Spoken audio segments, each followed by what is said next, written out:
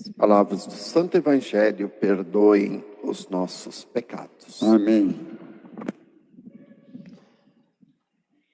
Meus irmãos, hoje é para nós o Dia das Missões. Todo mês de outubro é o mês missionário, mas reserva-se um domingo para o Dia das Missões.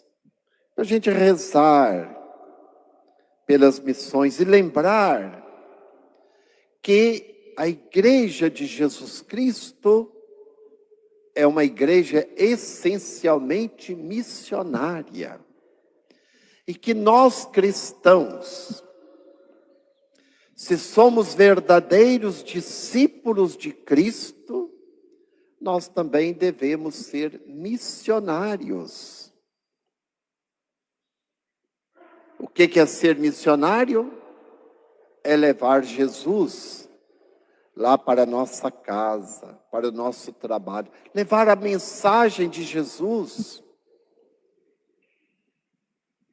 Cada pai, cada mãe, cristãos, tem que ser um missionário. Aquele que leva Jesus para a sua família e a sua família para Jesus. E uma pergunta que devemos sempre nos colocar: a minha casa é a casa de Deus? Jesus mora na minha casa? Jesus na minha casa é amado? Nós conversamos sobre Jesus? Nós conversamos com Deus na nossa casa? Temos tempo para Deus? Ou temos tempo para tudo? Para os nossos negócios, para as nossas diversões, para as nossas coisas? E não temos tempo para Deus? E muitas famílias, lamentavelmente, muitas famílias católicas, Deus já foi despedido. Já foi despejado. Deus não faz parte. É apenas lá, talvez, um crucifixo pendurado na parede, uma Bíblia aberta ali na sala. Nada mais do que isto. Que tristeza. Deus não é alguém. Não é o amigo por excelência da nossa família. Família que reza unida, permanece unida. Família que não reza unida, se dispersa. Se dispersa. E a família deve rezar unida desde o início do matrimônio, aquele esposo, aquela esposa que toda noite reza o terço juntos. Depois vem os filhos ao redor da cama, ali reúne a família para rezar o terço. Esta família é uma família abençoada. Vai ter problemas? Sim. Vai ter sofrimento? Sim. Mas a graça de Deus jamais falta nesta família, jamais. Mas hoje, meus irmãos, Dia das Missões, também a nossa coleta, aquela oferta que vocês colocam aí, não é, no final da missa, no cestinho, nós enviamos para as missões. Existem muitos missionários do Brasil, fora do Brasil. Muitos missionários. Assim como os missionários vieram da Europa e de outros lugares, nos trazendo a fé cristã, o Evangelho, agora é hora do Brasil enviar missionários. E nós temos missionários em várias partes do mundo. É incrível. Temos missionário em várias partes do mundo, inclusive naqueles países mais cristãos. Na Itália nós temos missionários brasileiros, temos várias paróquias dedicadas a brasileiros. Por exemplo, aquela paróquia onde foi beatificado, né? Ou melhor, onde está o corpo do beato Carlos Acutis, é uma paróquia dirigida por brasileiros, ali em Assis. E assim por diante. Nós temos missionários por este mundo afora, então nós nos preocupamos com ele, fazemos a nossa oferta para que o Evangelho seja sempre anunciado e chegue aos corações de todos, para que todos tenham conhecimento de Jesus Cristo. Nós precisamos ter o espírito de Santa Teresinha, o zelo de Santa Teresinha, que lá no silêncio do Carmelo de Lisieux, ela tinha um coração missionário. Rezava, estava unida aos missionários do mundo inteiro. Meus irmãos, vamos à palavra de Deus deste domingo.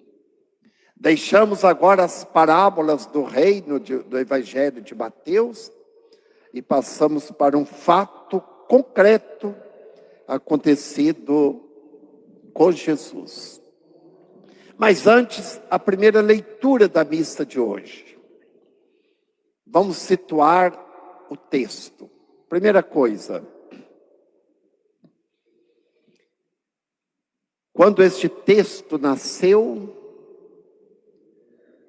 o povo de Deus tinha sido deportado para a Babilônia. No ano de 580, os babilônios invadiram a Terra Santa, destruíram o templo de Jerusalém, aquele templo majestoso, a morada de Deus, não ficou pedra sobre pedra, as muralhas que cercavam a cidade de Jerusalém, veio tudo abaixo, os palácios, enfim, Jerusalém, o reino, tudo foi destruído. E o povo foi levado para o exílio de Babilônia. Foi a pior, a mais dramática, não é, situação do povo da Bíblia. Babilônia. O sofrimento deste povo em Babilônia. E lá eles ficaram por volta de 40 anos. O que aconteceu? Assim como Babilônia dominou aquela região naquela época, agora veio um outro dominador, Ciro, da Pérsia.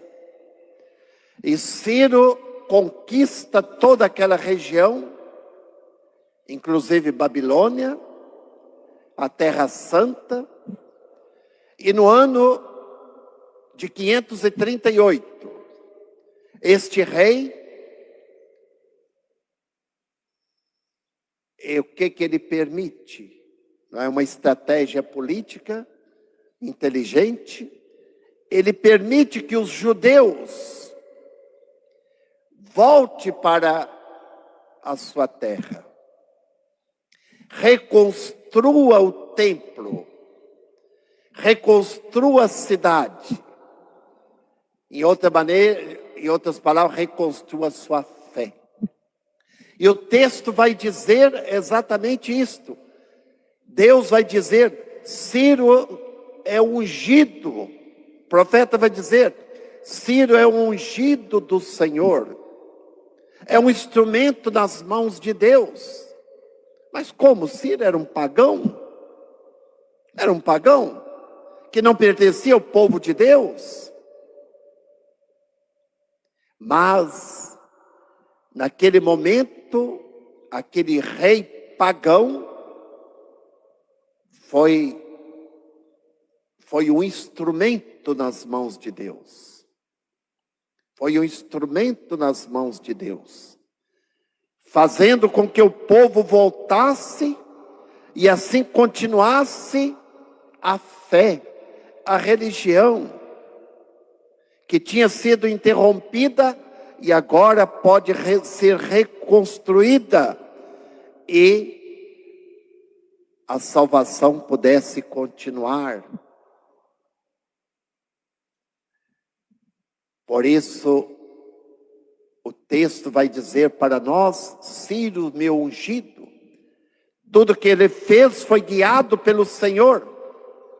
Mas diz uma coisa muito séria, porque o rei era também considerado Deus. Diz assim: Ciro foi o instrumento de Deus. Ele não é Deus. Deus é Deus. Deus é Deus. O rei é apenas um rei. Mas Deus é Deus. E aquilo que uma autoridade faz de bem, mesmo que esta autoridade não seja uma pessoa que tem fé, ela está agindo em nome de Deus. Está contribuindo para a glória de Deus. Deus se serve daqueles que não são cristãos para realizar a sua obra, sim. E por outro lado, o que nós vemos, algumas autoridades que se dizem cristãs, que se dizem religiosas, tementes a Deus, que agem contra Deus. Contra Deus. Ao invés de agir a favor da glória de Deus, age contra Deus. Aprovando o aborto,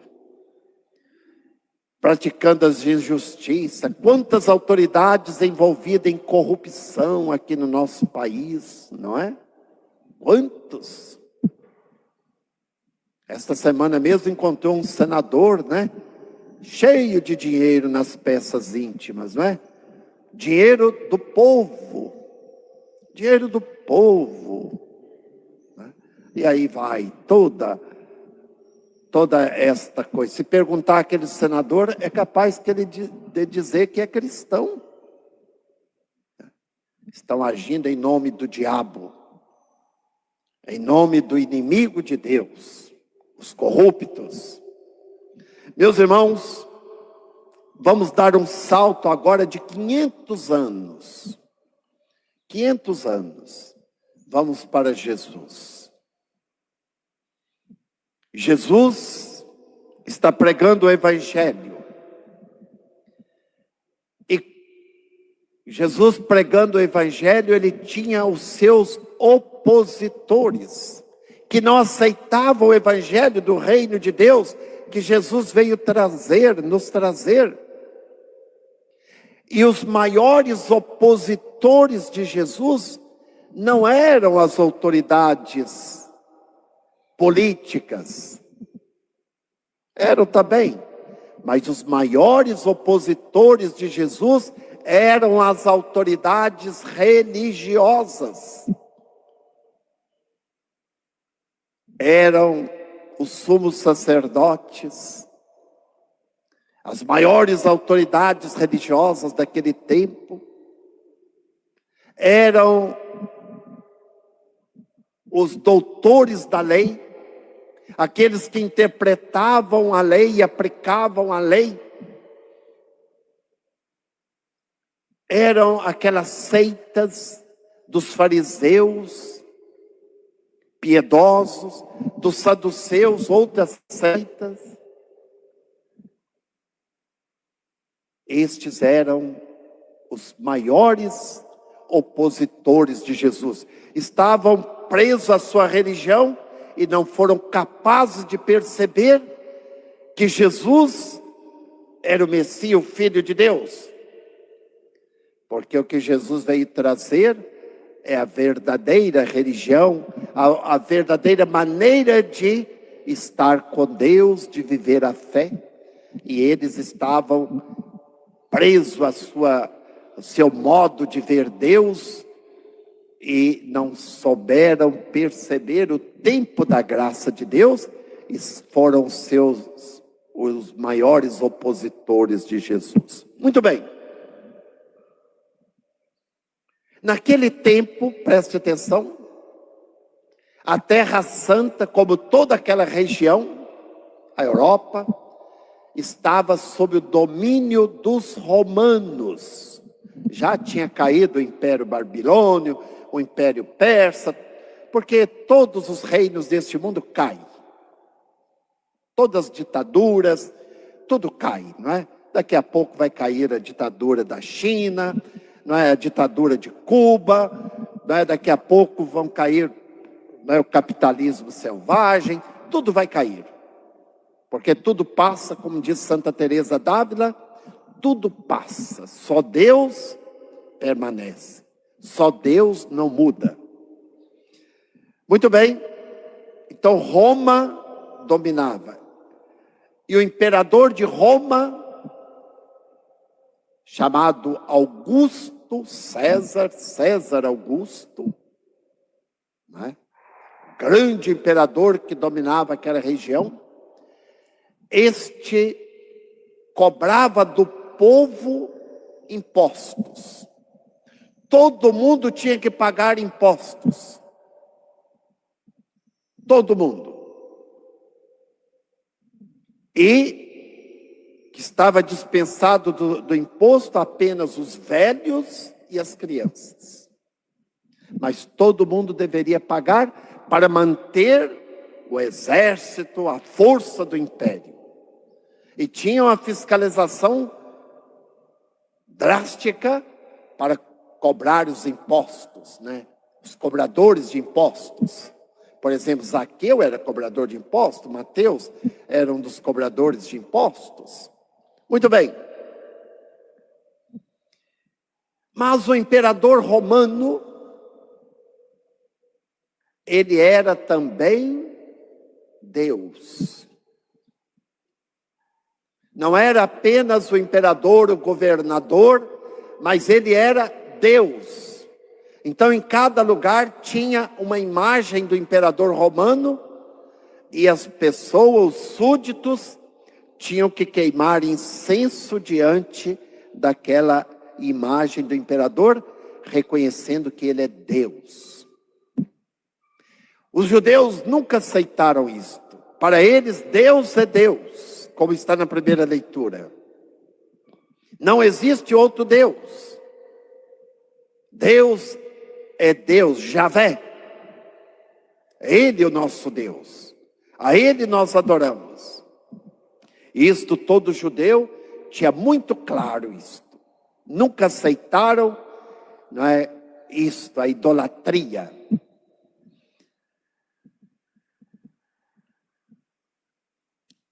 E o que eles fizeram? Os fariseus, que era uma seita moderada dentro do judaísmo, que não se opunha ao Império Romano, mas existiam aqueles que se opunham e que não aceitavam, tinham o imperador como usurpador. Eram aqueles subversivos, aquele povo que fazia parte, aqueles grupos zelotas, e que se opunham, vivia na clandestinidade, mas tinha aqueles que estavam do lado do imperador. Quem eram? Os saduceus, né? Os partidários de Herodes, os saduceus, a alta aristocracia sacerdotal, estes levando as suas vantagens, estavam do lado do imperador. E os outros contra, os fariseus fazendo média.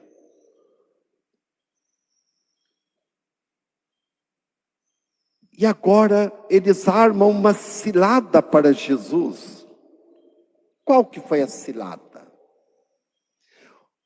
Os fariseus juntaram neste momento com os partidários de Herodes e foram até Jesus e fizeram para Jesus uma pergunta terrível, terrível. Qual que é a pergunta? É lícito ou não pagar o imposto a César, ao imperador? Eles queriam pegar Jesus numa cilada para acusar Jesus, ou colocar Jesus contra o povo ou contra o imperador.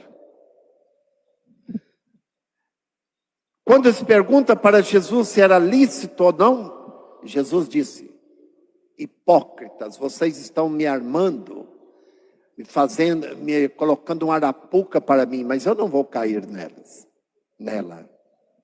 Em outras palavras, Jesus disse isto.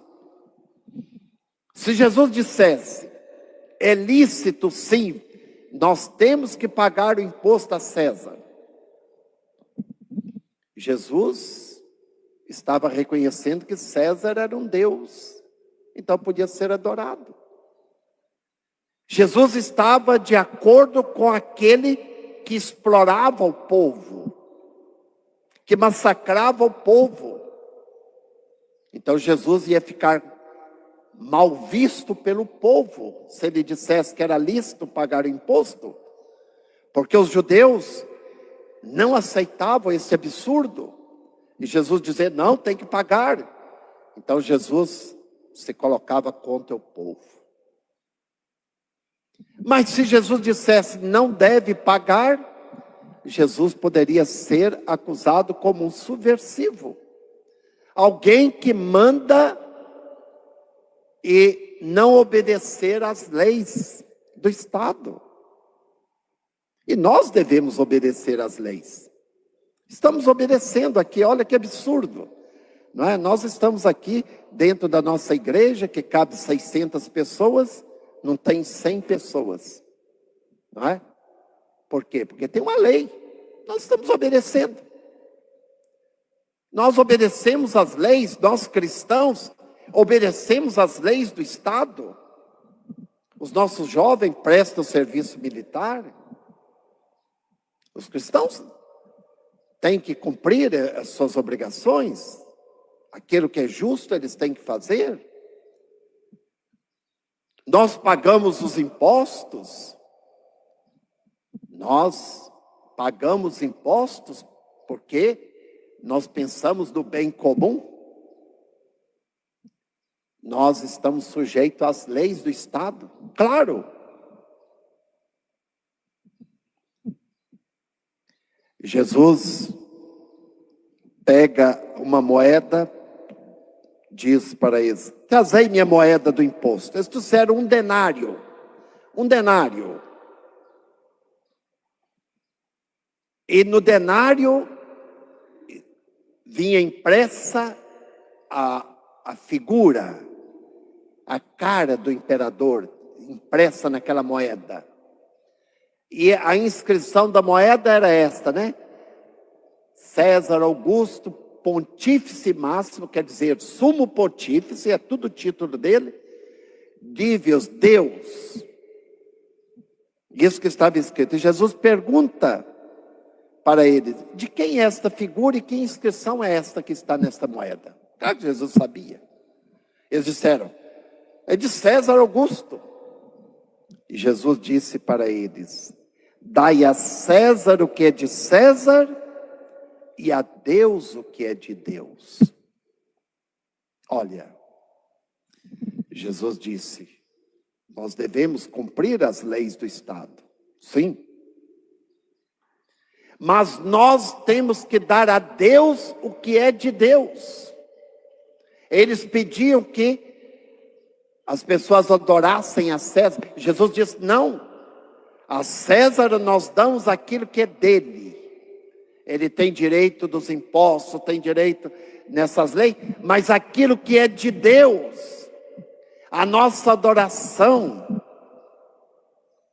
o nosso coração, a nossa família, a nossa dignidade pertence a Deus. e isto nós não damos para César.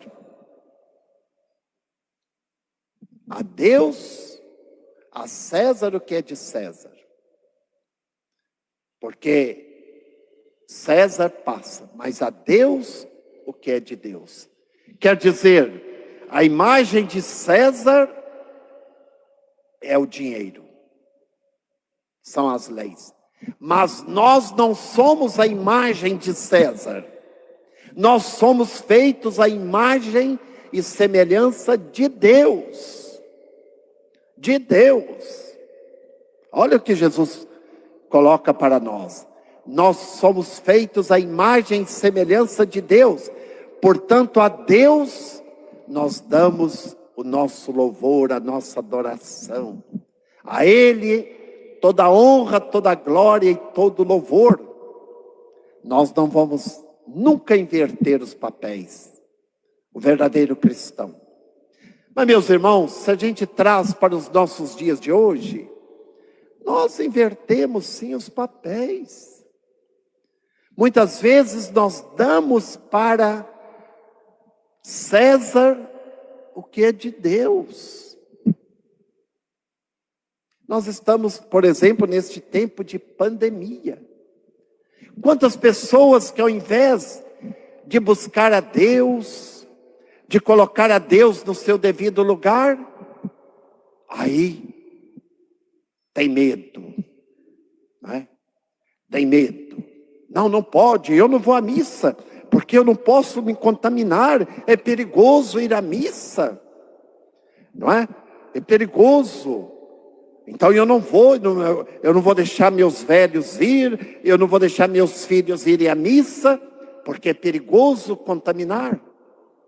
Mas essas mesmas pessoas são aquelas que entram na fila do banco, ficam horas e horas até ser atendido na fila do banco, chega lá, tira o dinheiro e tranquilamente, e não tem problema nenhum. São as pessoas que veem o vírus, o coronavírus, até na hóstia consagrada.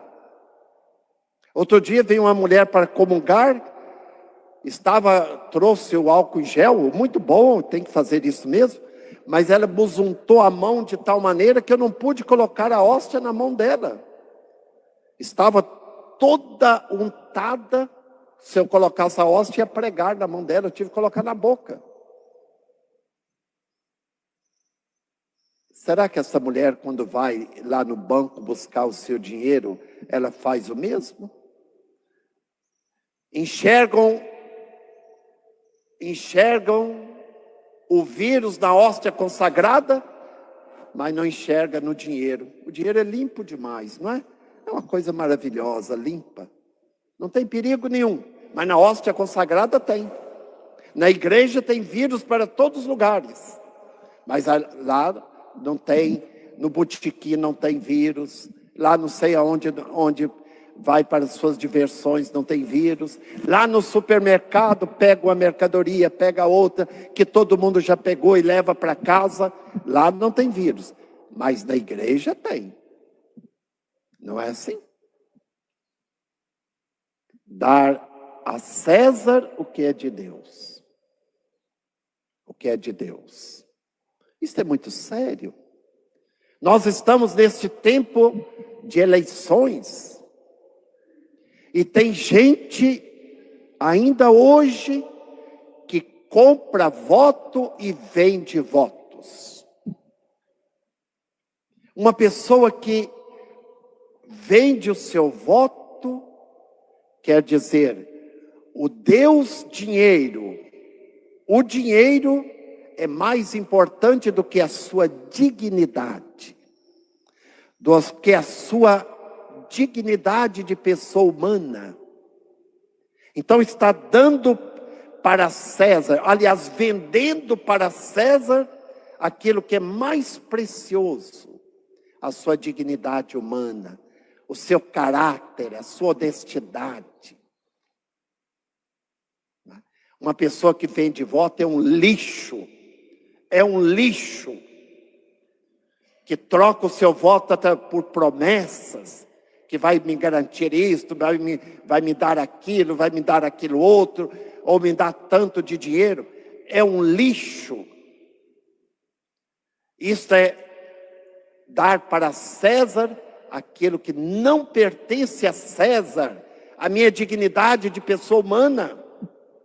E aquele que compra voto está dizendo, você é um lixo, eu te compro. O que você vale é isto aqui, não sei quanto, este é o seu valor, eu estou comprando. E você não pode exigir nada mais de mim. Meus irmãos, nós precisamos ser gente. E se nós temos fé, nós não podemos brincar com a nossa vida. Dar a César o que é de César. Nós pagamos impostos, nós fazemos, está ótimo. Mas aquilo que é de Deus, eu não vendo. Eu não dou a César. A Deus eu presto a minha adoração. A Ele eu reconheço como Deus. O resto é resto, vai passar. Mas Deus permanece eternamente. Deus é Deus. A Ele toda honra, toda glória e todo louvor. Por isso que a cada domingo nós participamos da Santa Missa. Por quê?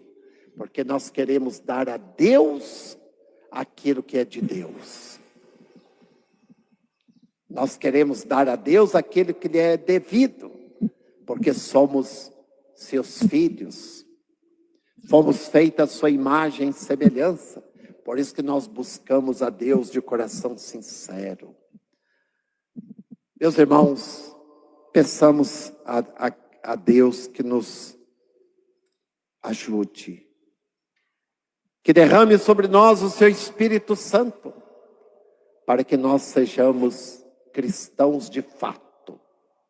Homens e mulheres de Deus, famílias de Deus, para merecermos um dia entrar na glória do céu, vivendo como bons cristãos com dignidade neste mundo, vivendo a nossa fé, vivendo uma fé na honestidade, na seriedade, sejamos também merecedores da glória do céu. Louvado seja nosso Senhor Jesus Cristo. Para sempre seja louvado.